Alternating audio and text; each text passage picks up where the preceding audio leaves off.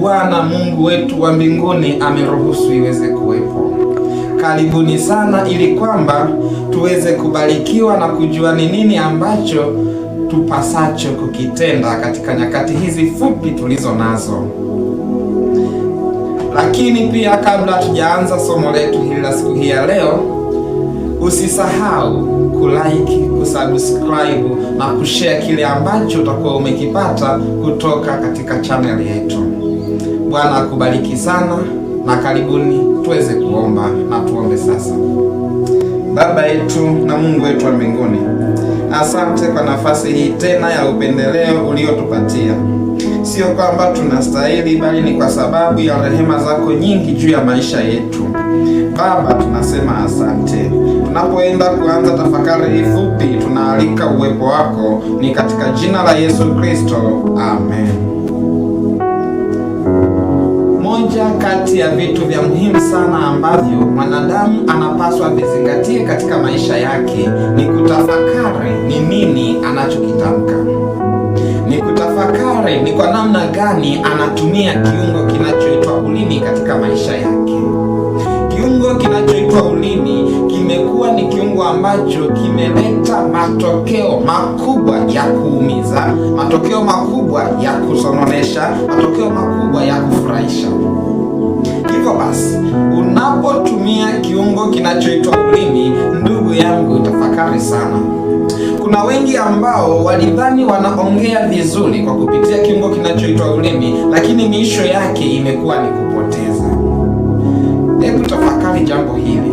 Utajisikiaje pale ambapo kiungo kinachoitwa ulimi wako mwenyewe umetumika kwa ajili ya kubariki wengine na ukaona wanavyobarikiwa? Hebu tafakari pale ambapo ulitumia kiungo kinachoitwa ulimi na wengine ukaona wanavyoumia, na wewe umekuwa chanzo cha kuwafanya waumie. Scenario hizi mbili zitoshe kukufanya ujue ya kwamba kiungo kinachoitwa ulimi katika mwili wako ni kiungo kidogo ambacho kinatakiwa kizingatiwe kwa namna nzito isiyo kawaida.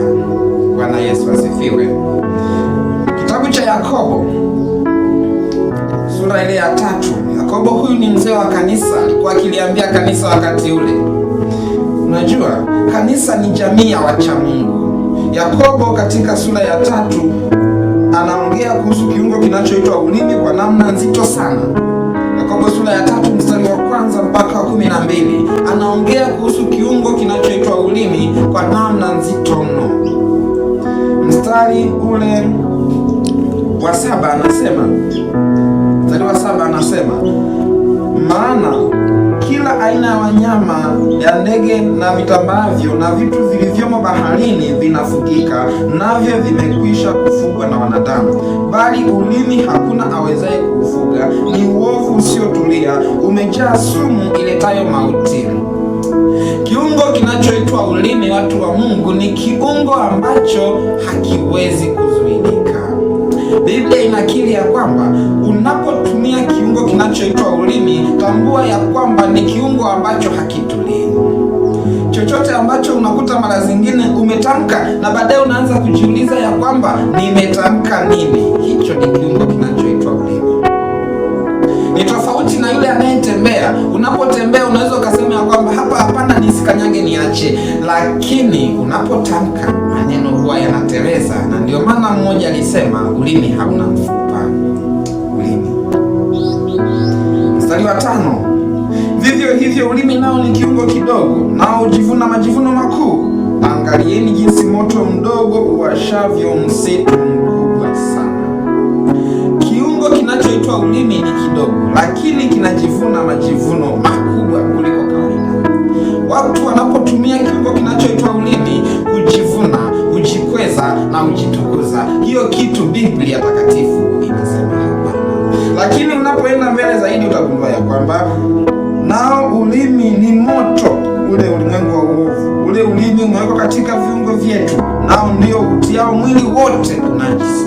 Manake ni kwamba kupitia kiungo kinachoitwa ulimi tunaweza tukajichafua tabia zetu. Kupitia kiungo kinachoitwa ulimi, hata kama ni mtu mzito mwenye thamani kubwa, uthamani wako unapotea.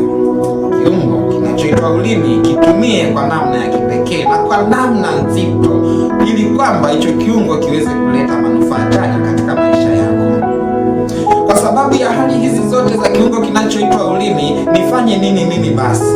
Ufanye nini wewe basi, ndugu mtazamaji unayeweza kunisikiliza na unayeweza kunitazama? Ufanye nini? Kitabu cha Yakobo sura ya 1 mstari ule wa 26. Yakobo pia anaongea jambo fulani na watumishi wa Mungu pale kuhusu kiungo kinachoitwa ulimi.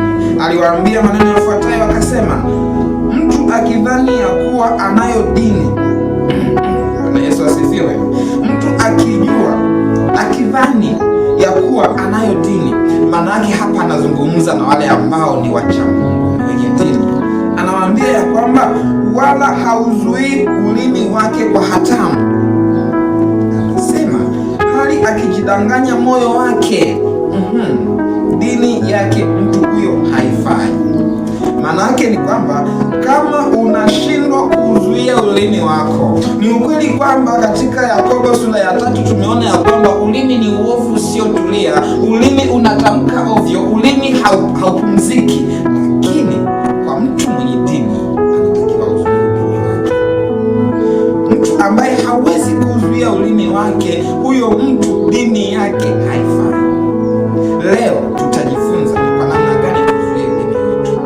Lakini kabla sijaenda mbali sana, naomba nikwambia kwamba ulimi kuzuia kwa namna ya kawaida haiwezekani. Inatakiwa nguvu ya Yesu iokoayo iweze kutenda kazi katika ndimi zetu. Kitabu cha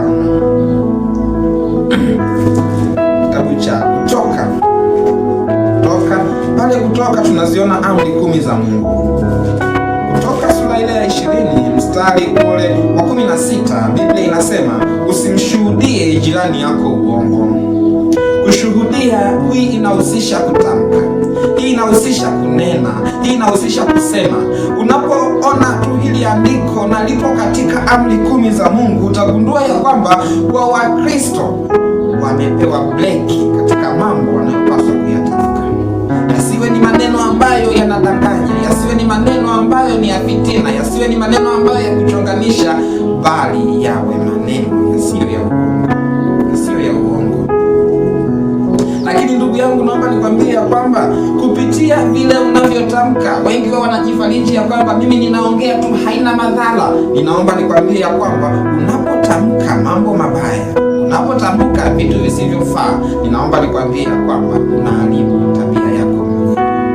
Kitabu cha Wakorintho wa kwanza sura ile ya 15 na mstari ule wa 33, Biblia yako na yangu inasema kama ifuatavyo.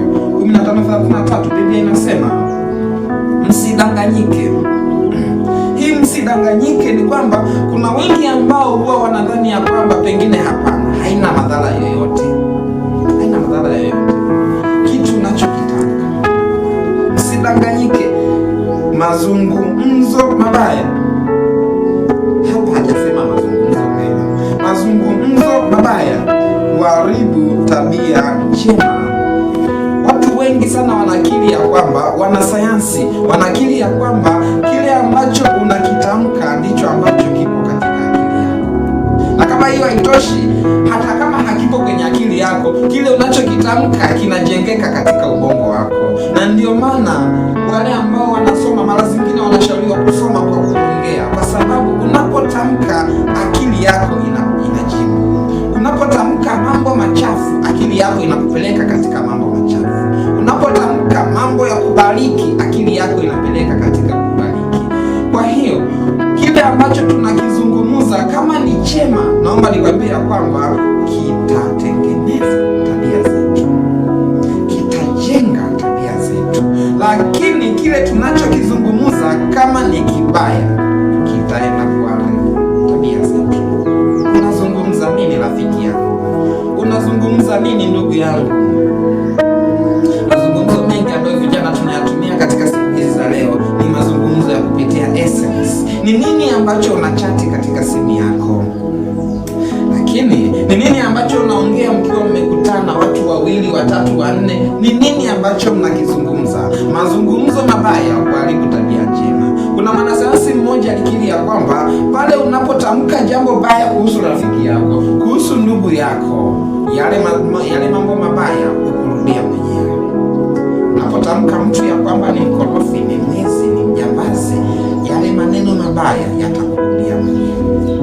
Lakini sasa kama tusizungumze mambo mabaya, tuzungumze nini? Kitabu cha Luka, kitabu cha Mathayo, kitabu cha Marko, samahani, kwa sababu zote ni Injili na hizi zote Injili zimezungumza hili jambo kwa namna ya kipekee, lakini mimi nitatumia Injili ya Marko mtakatifu sura ile ya 16 mstari ule wa 15. Anasema, akawaambia, huyu ni Yesu Kristo, aliwaambiaje? Enendeni ulimwenguni mote. Twende wapi? Ulimwenguni mote. Ulimwenguni ni kwenye watu, ulimwenguni ni kwenye watu wa jamii tofauti tofauti, wakubwa, wadogo, marafiki, watu ambao sio marafiki, ndugu na jamaa, wote wako ulimwenguni. Anasema ya kwamba enendeni ulimwenguni mote, mkienda huko mkafanye nini? Mkasengenye watu, mkawaseme watu. Biblia inasema mkaihubiri Injili kwa kila kiumbe. Mungu anataka twende tukaihubiri Injili kwa kila kiumbe. Unaposoma neno Injili hapa, lazima ujue Injili ni kitu gani. Injili, rafiki yangu unayenitazama, ni habari njema. Kwa hiyo Mungu anatuita twende tukatangaze habari njema. Mungu anatutaka twende tukatoe habari za matumaini kwa ndugu zetu, na ndio maana hata na sisi pia katika channel yetu tupo kwa ajili ya kutoa na kupeleka habari njema. Mungu anakutaka utumike kama chanzo cha kupeleka habari njema kwa watu wengine. Usiwe chanzo cha kupeleka habari mbaya zenye masengenyo na zenye kuumiza wengine, bali uwe chanzo cha kupeleka habari njema. Upa wazo hili lifuatalo katika siku hii ya leo. Ni ukweli kwamba ulimi hatuwezi kuzuia. Ni ukweli kwamba ulimi ni kiungo dhaifu, ni kiungo ambacho hakina breki, hakina miisho yake, lakini Mungu anakutaka kwa rehema zake ukizuie kiungo kinachoitwa ulimi. Napoenda fungu la mwisho katika siku hii ya leo, kitabu cha Wafilipi 4:13, naweza, ninayaweza mambo yote katika yeye anitiaye nguvu. Bwana akubariki unapotafakari ukitendea kazi kwa ufasaha kiungo hiki kinachoitwa ulimi, katika jina la Yesu Kristo, amen. Kabla hatujaenda misho kabisa somo letu hili, hebu tuombe kwa ajili ya somo hili na kumshukuru Mungu wetu wa mbinguni. Baba, asante. Nafurahi kwa sababu mtu wako ambaye alikuwepo pamoja nasi ameweza kubarikiwa.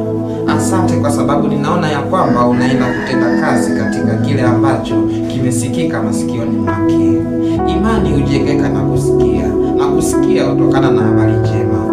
Mpe imani kuhusiana na kile ambacho amekipata katika siku hii ya leo. Umsogeze zaidi kwako kuliko hapo jana na juzi. Ni katika jina la Yesu tumeomba na kushukuru.